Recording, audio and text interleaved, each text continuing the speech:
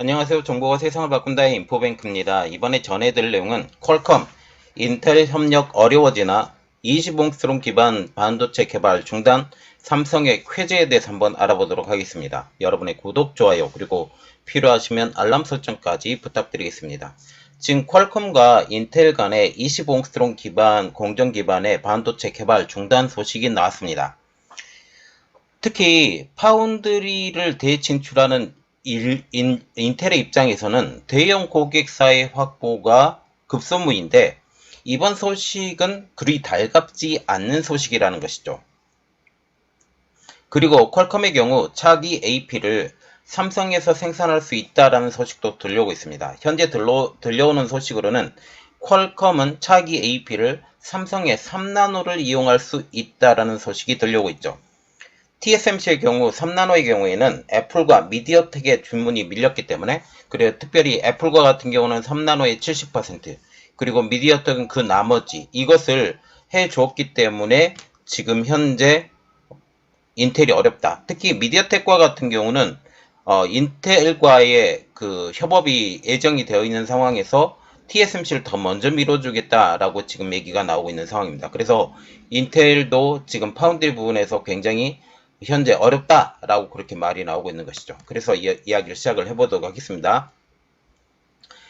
이번에 알아볼 내용은 퀄컴, 인텔 협력 어려워지나 20옹스트롬 기반 반도체 개발 중단, 삼성은 쾌재입니다. 인텔과 퀄컴의 파운드리 부분 협력은 지난 2021년 7월에 처음 공개가 되었습니다. 당시 팩 갤싱어 인텔 CEO는 퀄컴의 제품 중 일부는 2024년부터 인텔의 20옹스트롬 공정에서 생산할 것이라고 설명을 한 상황이죠. 여기서 옹스트롬 같은 경우는 10옹스트롬이 보통 1나노를 말을 하기 때문에 20옹스트롬은 2나노 공정 이렇게 보시면 되는 것이죠. 그러나 구어밍치는 최근 자체 조사 결과 퀄컴이 인텔의 20옹스트롬 공정을 이용한 반도체 개발을 중단한 것으로 보인다라고 밝혔죠. 그는 인텔의 파운더리가 첨단 공정 성숙에 필요한 역량을 갖추는 데 부정적인 영향을 미칠 것이라고 전망을 했습니다. 당장 대형 고객사가 필요한 인텔 파운드리. 그래서 인텔 파운드리 같은 경우는 지금 인텔 내부의 물건을 만드는 그런 식으로 지금 얘기가 나오고 있습니다. 그래서 우리가 첫 번째로 알아볼 내용은 2021년 7월 로드맵에 등장한 인텔의 20옹스트롱에 대해서 먼저 알아보도록 하겠습니다. 인텔은 지난 2021년 7월 말에 진행한 인텔 엑셀레이티드를 통해서 반도체 생산 공정 명칭의 변경과 향후 미세 공정 로드맵을 소개를 하죠. 시중에서 말하고 있는 이러한 나노스가 자기가 실질적으로 쓰고 있는 나노스와 다르다라고 얘기를 했던 것입니다. 인텔은 당시까지 써왔던 인텔의 10나노 슈퍼핀 등의 공정 명칭이 실제 반도체 특징을 온전히 반영치 못한다라는 판단 아래 공정 이름을 모두 개편했습니다. 그리고 파운드리 진출도 선언을 하게 되죠. 이에 따라 인텔의 10나노 슈퍼핀을 인텔 7, 그리고 EUV를 적용한 인텔의 7나노 공정을 인텔 4로 바꾼 것입니다. 자, 이렇게 말이죠. 인텔의 엑셀레이티드에서 10나노 슈퍼핀을 지금 인텔 7, 그리고 EUV 노광 공정을 사용한 것을 인텔의 7나노를 인텔 4, 그리고 인텔 3, 그리고 인텔의 20옹스트롬 이렇게 바꾼 것입니다. 자, 지금 보시면 밑에 적어졌죠. Previously referred to as 슈퍼핀 이라고 지금 말해서 이것과 동일하고 7나노를 지금 이런 식으로 바꿨다라고 적어져 있습니다. 최근에는 GAA를 리본핏으로, 그리고 후면 전력 공급 기술을 파워비아로 명명하며 여기에 새로운 TUV 공법을 더해 이를 인텔의 20옹스트롱이 양산되는 2024년부터 도입할 것이라고 밝힌 것이죠. 새로운 TUV 공법은 지금 현재 파워비아로 불리고 있는 후면 전력 공급 기술에서 중요한 공정이기 때문에 이러한 것들을 다 한꺼번에 조정하겠다라고 그렇게 얘기가 나온 것입니다. 이 새 기술은 인텔이 파운드리 부분에서 시장을 선도할 기술이라고 밝힌 것이죠. 이전 영상에서도 파워비아라는 후명 전력 공급 기술이 적용된 새로운 TUV 공법은 당연히 필요한 상황이었습니다. 그리고 우리가 두 번째로 볼래요. 구어밍치, 퀄컴, 인텔 20옹스트롱 기반 반도체 개발 중단. 이번 내용의 중요한 내용은 바로 두 번째 내용입니다.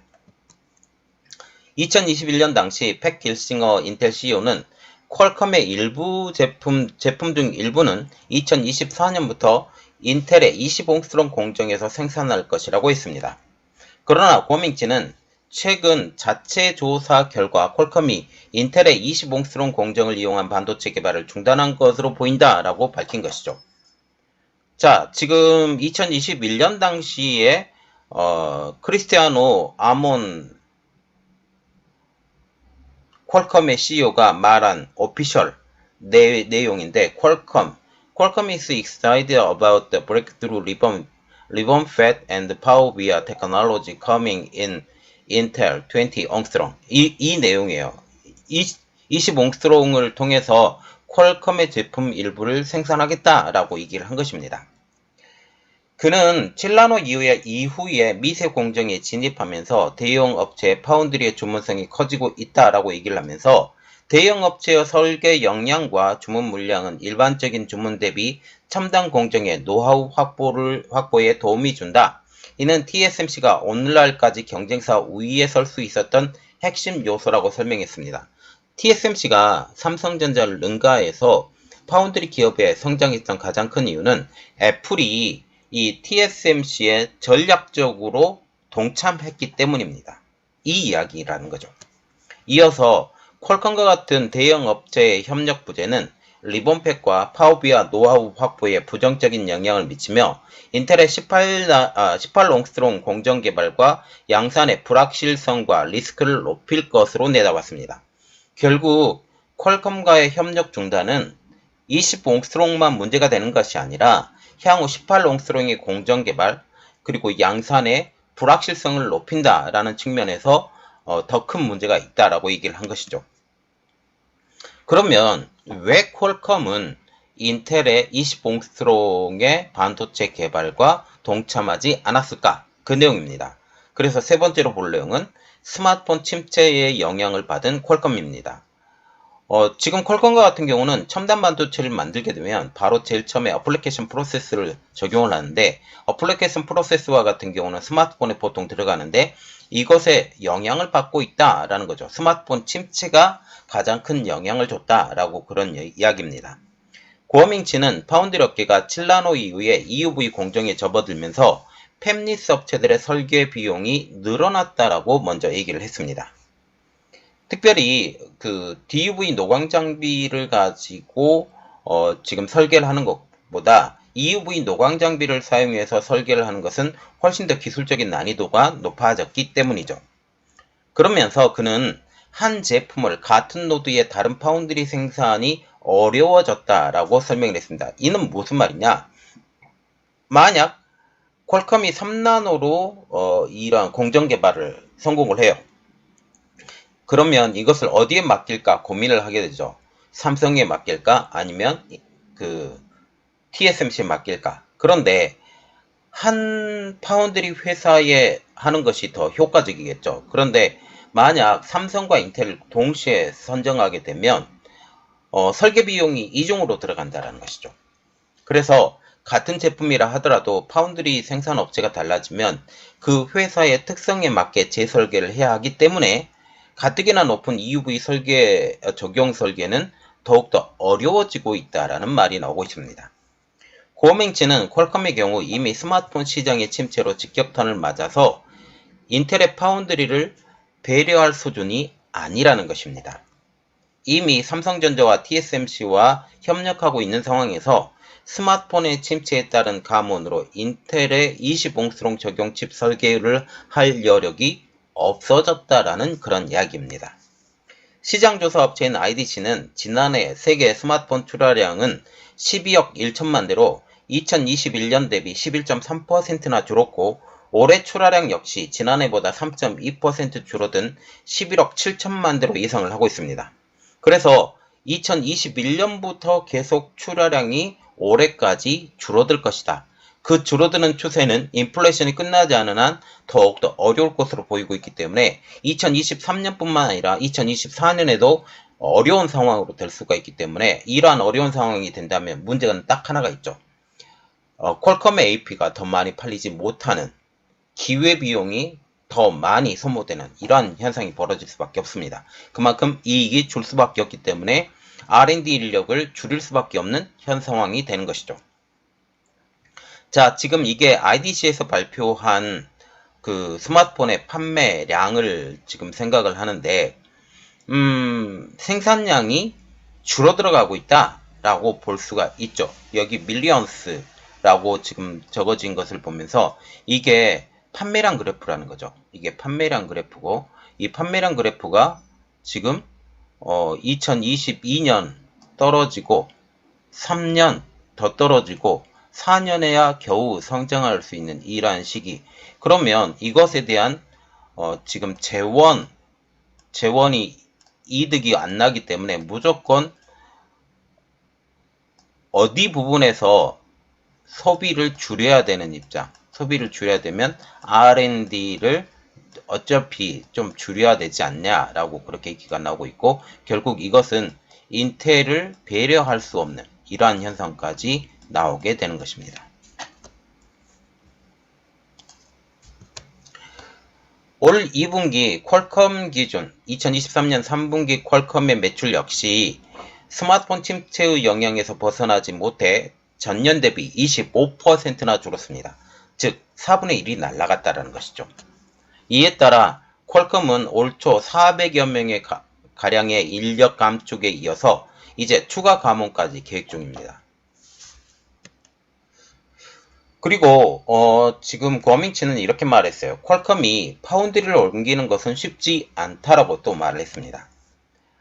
알렉스 카투지안 퀄컴 부사장은 지난 6월 컴퓨텍스 타이페이 2023 당시 삼성전자나 TSMC 이외에 그 IFS, 인텔 파운드리 시스템을 활용할 계획이 있는가? 라는 질문에 인텔 파운드리 시스템을 통한 시험 생산은 진행한 바가 있지만 제품 생산 파운드리를 옮기는 것은 쉽지 않은 일이라고 답했습니다. 이때 즉 올해 6월 달에 이미 인텔 파운드리를 이용하지 않을 것이라고 이미 암시를 준 상황이죠. 알렉스 카투지안 부사장은 그 이후로 스냅드래곤 등 제품 개발은 출시 2년 반 전부터 시작되며 EDA 소프트웨어 등이 파운드리에 종속되어 있기 때문이라고 설명을 했습니다. 이미 설계 자체가 들어갔는데 이건 어렵다라고 얘기를 하게 된 거죠. 상황이 이렇게 되자 삼성은 쾌재를 부르고 있습니다. 그래서 6번째 삼성은 쾌재입니다. 파운드리 사업에 재진출한 인텔이 급격한 추격에 삼성전자 파운드리 위기설이 일어났습니다. 퀄컴이 삼성전자 최대 고객사 중 한 곳이고 스냅드래곤 물량의 상당 부분이 삼성전자에서 생산되고 있기 때문이죠. 이전 삼성전자의 45나노의 극악의 수율로 많은 기업들이 TSMC로 이탈했다라는 주장까지 제기가 되면서 삼성 파운드리의 위기설이 불거졌기 때문입니다. 그러나 퀄컴 인텔 간 20옹스트롱 칩 개발 중단 소식으로 한시름을 놓은 상황이죠. 그리고 퀄컴의 차기 AP가 삼성전자 3나노 공정에서 생산될 수 있다는 소식도 들려오고 있습니다. 가장 큰 이유는 3나노의 수율의 변화, 그리고 GAA, 그리고 3나노 수율이 지금 변화하고 있고 3나노 수율과 같은 경우는 TSMC를 능가한다라고 얘기가 나오고 있기 때문이죠. 그리고 이번에 시제품을 하나 만들어줬는데 퀄컴에서도 기뻐했다라는 이야기가 나오고 있습니다. 이 내용은 제가 따로 분리해서 여러분들에게 알려드리도록 하겠습니다. 자, 지금 보시면 인텔의 20옹스트롱 내년에 양산이 시작이 된다고 하는데 그리고 하반기에 18옹스트롱을 통해서 개발이 된다고 하는데 이것에 대해서 많이 긴장을 했고 저도 이 내용에 대해서 지금 듣고 있었는데 이러한 좋은 소식이 들렸습니다. 그리고 이것을 통해서 지금 삼성전자가 한 단계 더 도약할 수 있는 시간을 좀 더 벌었고 그리고 TSMC도 지금 수율도 따라잡고 있고 후공정도 지금 개발하고 있고 지금 웨이퍼의 뒷면까지 사용할 수 있는 파워VR BDS인가요? 그것을 또 하고 있고, 이러한 여러 가지 상황을 바꾸고 있고, 2나노 공정에서는 상당히 많은 것을 바뀔 거로 지금 보고 있습니다. 2024년에. 그래서 이러한 상황이 삼성전자에게 도움이 될 것이다. 라는 그런 말을 전해드렸습니다. 자, 이번 내용은 여기까지 하겠고요. 저희 내용이 여러분들에게 도움이 됐다고 생각을 하시면 구독, 좋아요, 그리고 필요하시면 알람 설정까지 부탁드리겠습니다. 감사합니다.